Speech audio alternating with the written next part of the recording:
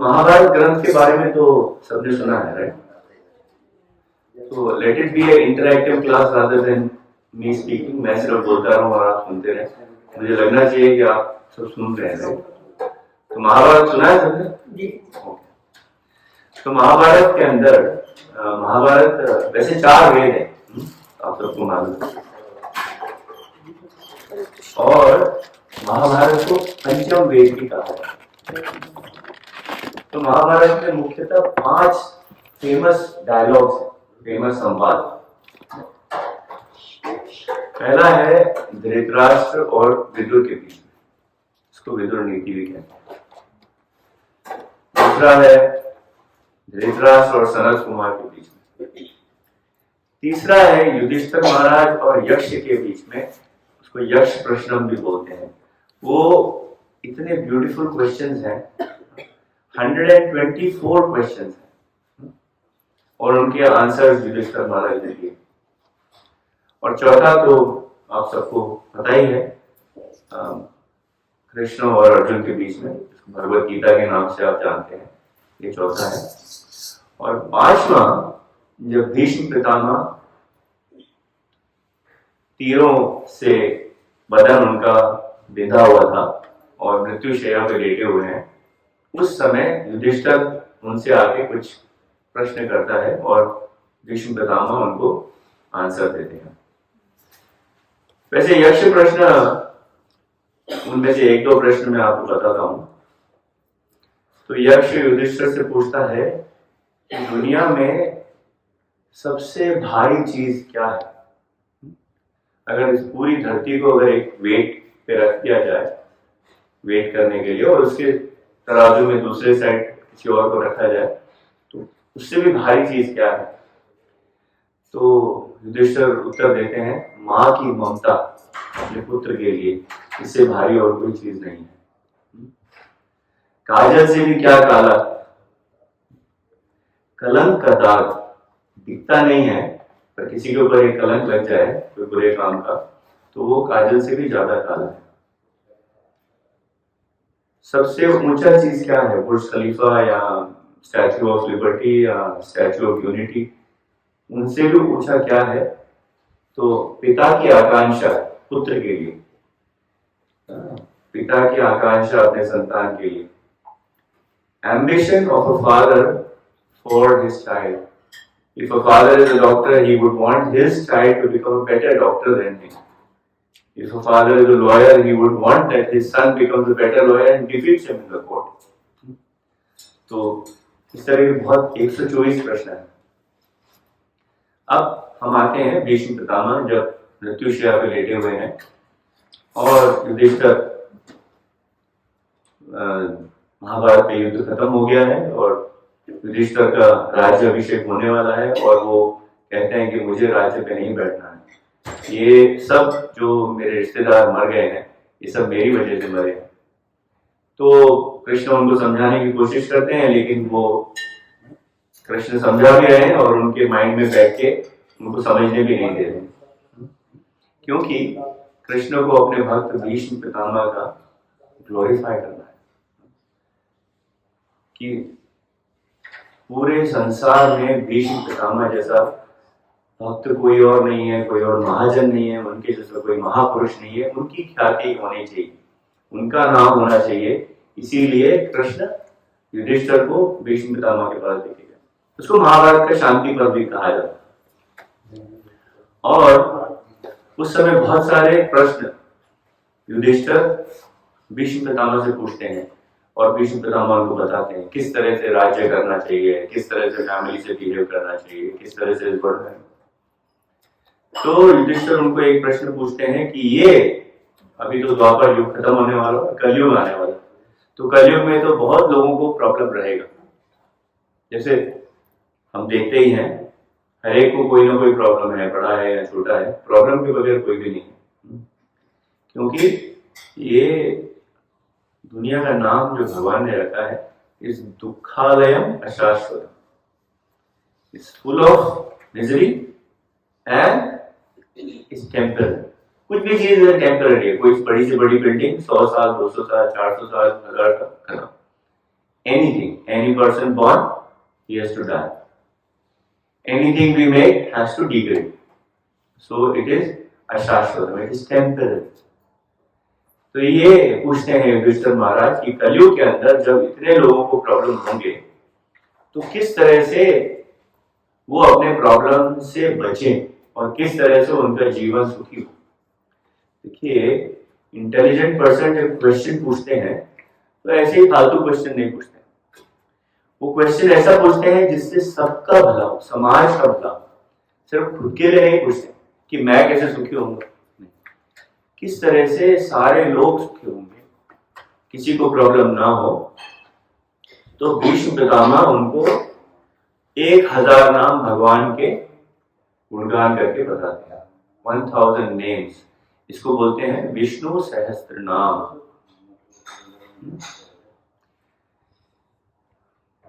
श्रीरंगम एक एरिया है south India में, वहां पे अभी एकादशी 2-3 दिन पहले हुई, तो आपने सुना होगा ये देव उठानी एकादशी, मतलब भगवान 4 महीने के बाद उठते हैं। तो भगवान के सोते हैं क्या? लेकिन भगवान की ये लीला है, भगवान की लीला अनेक लीला है। हम सुनते हैं कि कभी आपको कोई कथा बताते हैं, बोला इसको कोई श्राप दे दिया, कर्स दे दिया। एक्चुअली श्राप इसीलिए दिया जाता है कि वो एक भगवान की लीला होती है, जिस तरह से वो श्राप दिया जाए और उसके ऊपर एक लीला हो और उस लीला का हम गुणगान करें। तो भगवान की ये लीला निरंतर चलती रहती है, अभी भी किसी न किसी लोक में कहीं ना कहीं चली रही है। अनंत हरि कथा अनंत। हरि इनफाइनाइट है, भगवान इनफाइनाइट है, और उनकी कथाएं भी जो है, उनकी जो लीला भी है वो इनफाइनाइट है। Every time, every moment there is something और the other happening, if not in this world, in some other world, in some other world, in some other world. So वो उनको कहते हैं कि श्रीरंगम के अंदर अगर हम जाएंगे तो भगवान रंगनाथ स्वामी का बहुत फेमस टेम्पल है, उसको श्रीरंग क्षेत्र भी बोलते हैं। और भगवान ऐसे सोई हुई मुद्रा में ऐसे, और लक्ष्मी देव उनके पांव दबा रहे। तो ये देव उठानी एकादशी पे भगवान उठते हैं ऐसे। और फिर कल आपको मालूम है कुछ लोग एकादशी भी मनाते हैं, तुलसी विवाह, और कल पूर्णिमा है, कार्तिक मास का पूर्णिमा, उस पे तुलसी विवाह किया जाता है, भगवान का तुलसी का साथ विवाह किया जाता है, शालीग्राम के साथ तुलसी का विवाह किया जाता है। और तुलसी की तो अनेक महिमा है। सो वृंदाय तुलसी देव्याय प्रियाय केशवस्य च विष्णु भक्ति प्रदे देवी सत्यवत्ये नमो नमः।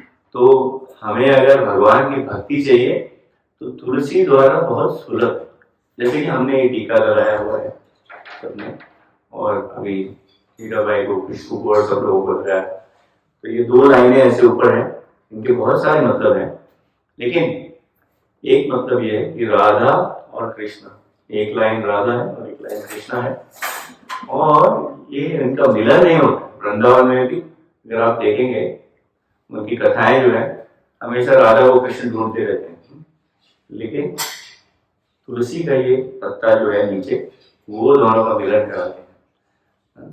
तो वृंदावन के अंदर भी तुलसी के जो झाड़ होते हैं, उनके पीछे भगवान और राधा का मिलन है। आप ऐसे जाएंगे तो बहुत सारे आपको ऐसे लीलाएं के क्षेत्र पे जाएंगे वृंदावन में, किसी के साथ, डिवोटी के साथ, किसी भक्त के साथ जाएंगे तो आपको दिखाएंगे कि यहाँ पे ये हुआ था, यहाँ पे ये हुआ था, यहाँ पे ये हुआ था। भगवान की कोई ना कोई लीलाएं चलती रहती हैं। तो कल तुलसी विवाह है, और अगर हमें बहुत ही सुलभ भगवान की भक्ति चाहिए तो तुलसी की पूजा करने से, तुलसी को डेली ऑफर करने से, और आज नेहा जी ने, बिकॉज कल तुलसी विवाह है, तो आप सब लोगों के लिए एक तुलसी का प्रबंध करके रखा है जो आपको देना चाहती थी वो सबको। Thank you Neha ji.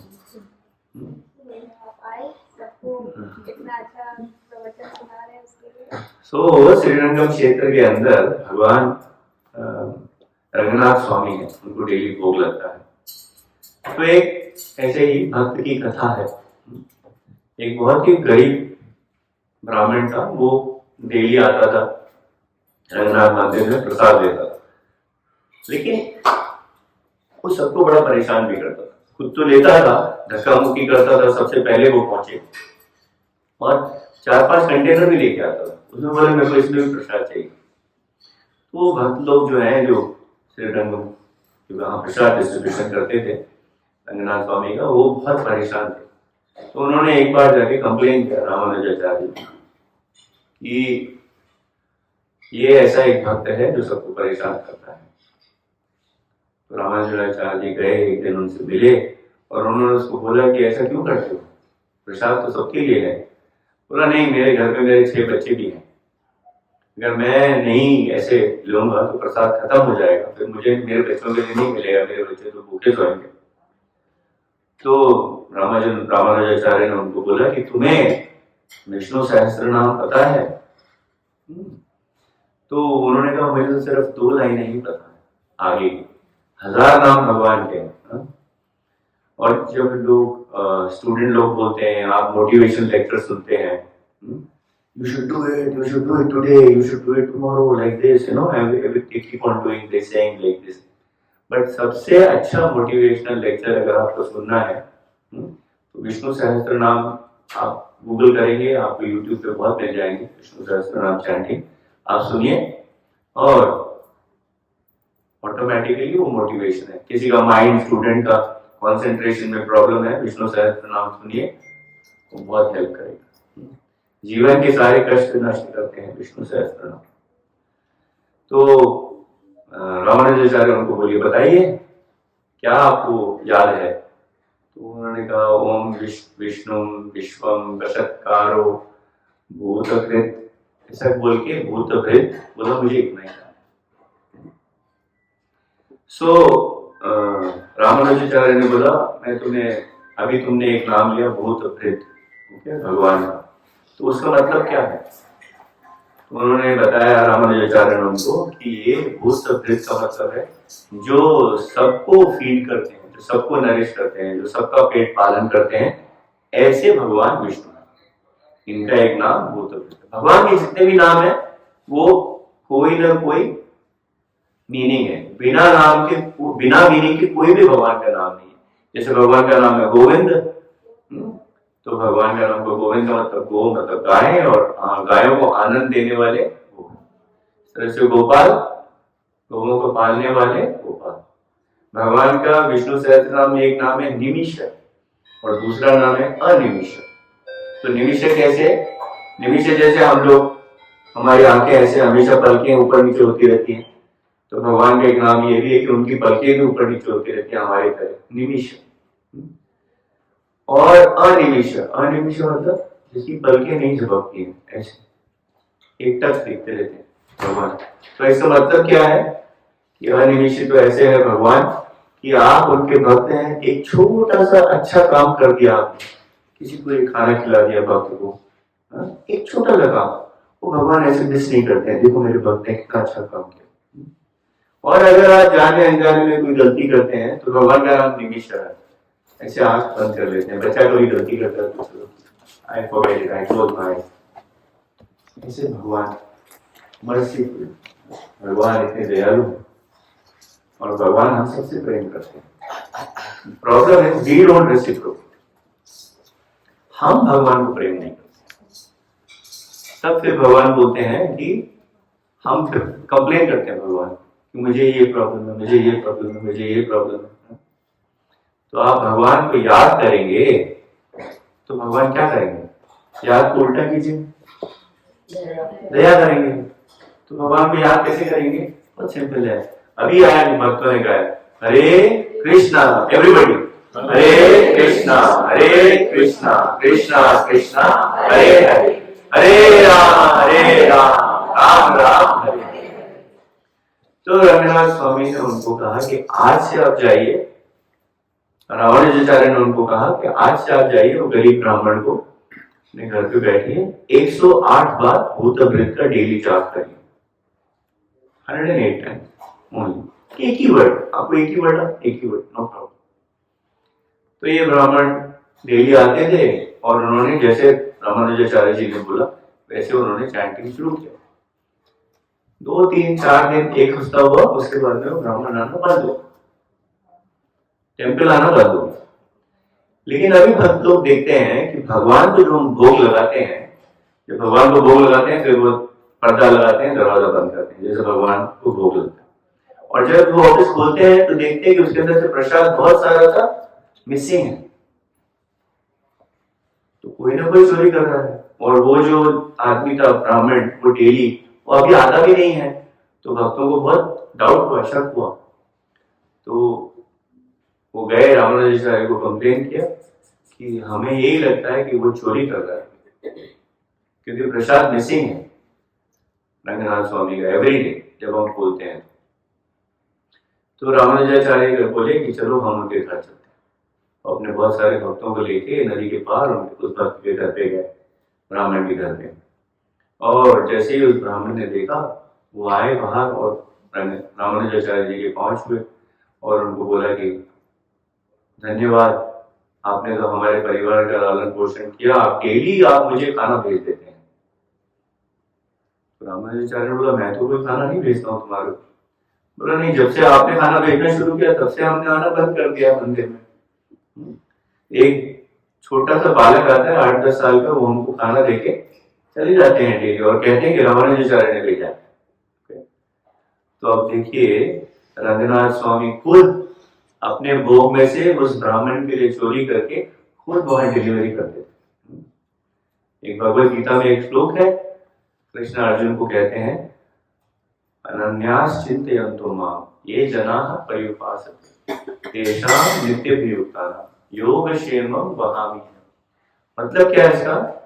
अनन्यास चिंतयन्तो माम, अगर न अन्य किसी और का ध्यान चिंतन न करते हुए, माम भगवान बोलते हैं माम मेरा, अगर तुम मेरा चिंतन करोगे अर्जुन, बिना किसी और का चिंतन किए, बिना किसी और को याद किए, सिर्फ मेरा नाम लोगे,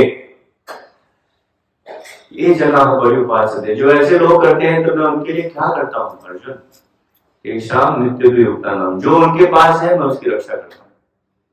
आपके पास 100 है तो 100 की रक्षा करेंगे। योगक्षेमं वहामि, जो उनको चाहिए वो मैं खुद डिलीवर करता हूँ। वहामि बहुत इंपॉर्टेंट शब्द है, खुद डिलीवर करता हूँ। भगवान बोलते मैं खुद डिलीवर करता हूँ, जाके बोझा ढोके जाके खुद पर्सनली डिलीवर करता हूँ। ऐसे भगवान मर्सीफुल। तो ये है विष्णु सहस्त्र नाम का थोड़ा बहुत मैंने बोला, आप सब लोग महिमा सुनी। और कल जैसे मैंने आपको बताया कि तुलसी विवाह है, तो तुलसी के बारे में और भी कहा गया है, अकाल मृत्यु हरणम सर्व व्याधि नाशनम। आप तुलसी के पत्ते डेली भगवान को ऑफर करके खाइए तो सर्व व्याधि नाशनम, जितनी भी बीमारियां शरीर में है फिनिश, सर्व व्याधि नाशनम।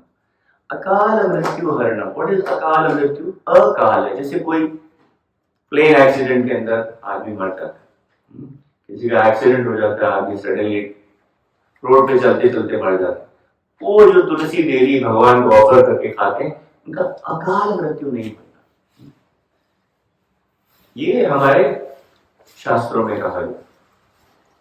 तो आप सब लोग कल अपने घर में आप तुलसी को दिया ऑफर कीजिए, तुलसी को प्रदक्षिणा कीजिए 3 बार, यानी कहानी च पापानि ब्रह्मा कहानी च कहानी प्रणश्यन्ति प्रदक्षिणा करे। ऐसे एक श्लोक बोल के तुलसी महारानी की 3 परिक्रमा करते हैं तो आपके जन्मों जन्मों के पाप जो है वो नष्ट हो जाते हैं। इतना तुलसी का महत्व है।